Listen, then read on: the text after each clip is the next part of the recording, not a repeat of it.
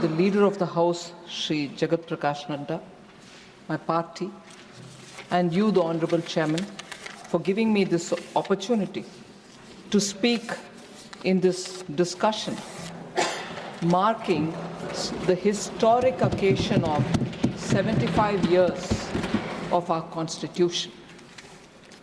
I feel very honored, and equally, I feel humbled that this opportunity has been given to me. I thank the entire House and seek your indulgence if I come up with some thoughts which I'd like to share, which any member could have a difference of opinion. But I start again by paying homage to all the 389 members of the Constituent Assembly, in particular the 15 women who, in less than 3 years together, took up the arduous challenge and prepared in a very challenging environment the Constitution for India, and which has stood the test of time. Until today, we are extremely proud of the way India's democracy is growing.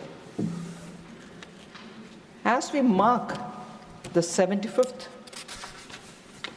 year of our Constitution, sir, it is time, I would think, to reaffirm our commitment to build India, that is Bharat, that shall uphold the spirit enshrined in this sacred document.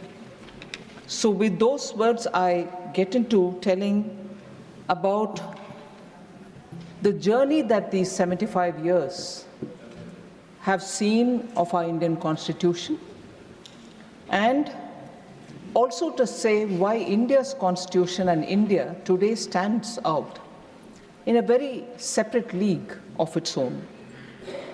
Sir, let me just remind, and I'm sure very many members of this House will know, that post-Second World War, nearly 50 countries, in fact over 50 countries, had become independent, and they had their constitution written, but many have changed their constitutions, not just amended them, but literally changed the entire feature of their constitution. But our Constitution has stood the test of time, of course yielded itself to very many amendments, and here therefore I would like to have a few words of what Constitution India expert Dr. Subhash Kashyap had to say. While many constitutions of nations framed after the Second World War have floundered and gone into oblivion, our Constitution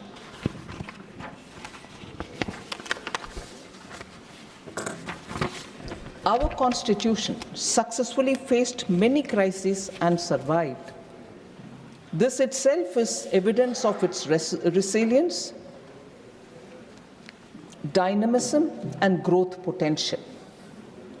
Now, India's experience has shown that our Constitution remains robust, yielding to several amendments, as I said, which were the need of the hour.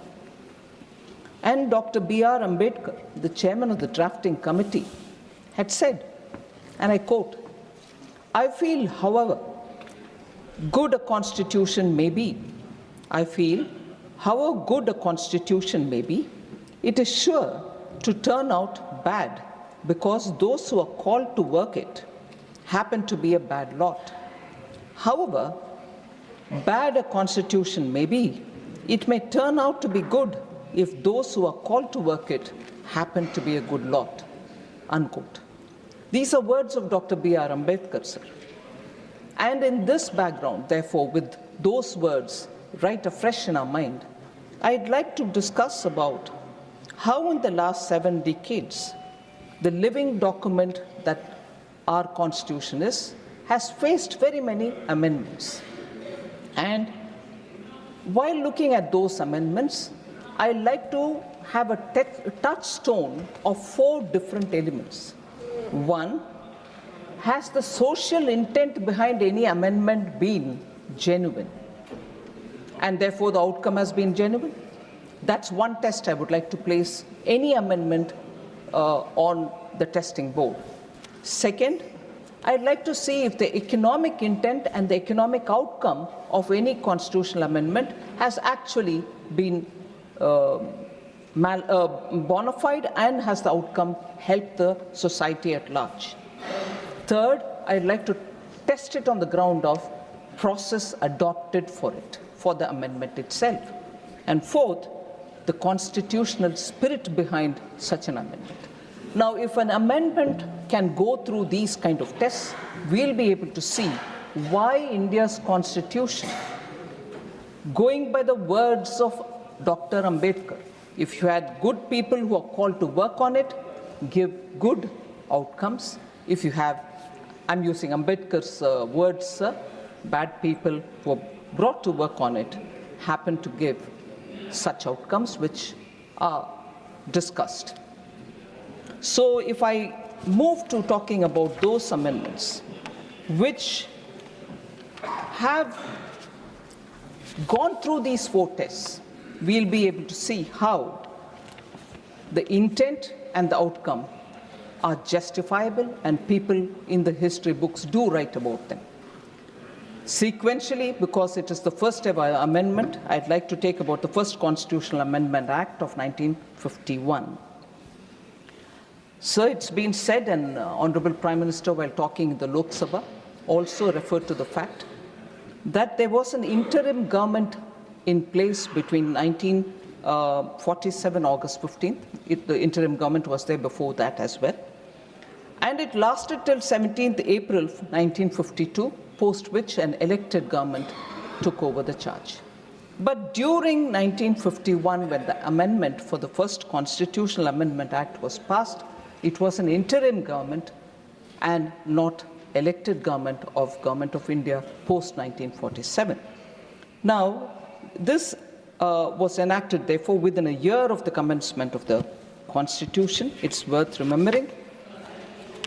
In fact, on the issues related to the amendment, or which triggered the amendment itself, which is the freedom of speech and expression, the amendment added 3 more heads to Article 19(2), saying public order could be a cause to restrict freedom of speech, friendly relations with foreign states could be a cause to restrict freedom of speech, or incitement to an offense could also be a cause. These were the amendments brought in the first constitutional amendment.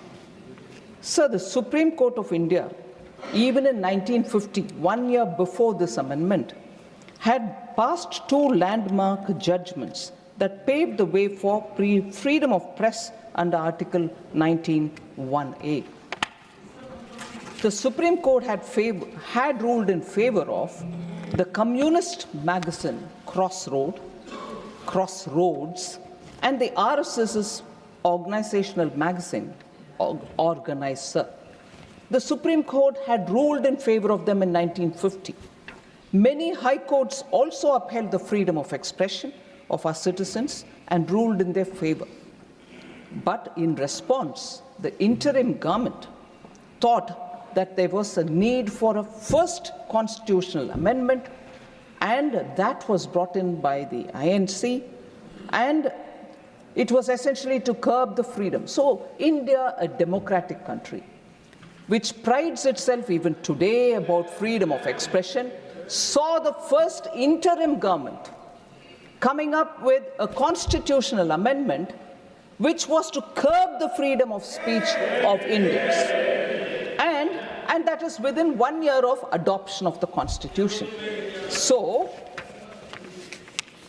let me say, sir, that is because the first Prime Minister of this country deplored press scrutiny of his government, even as he publicly praised freedom of the press.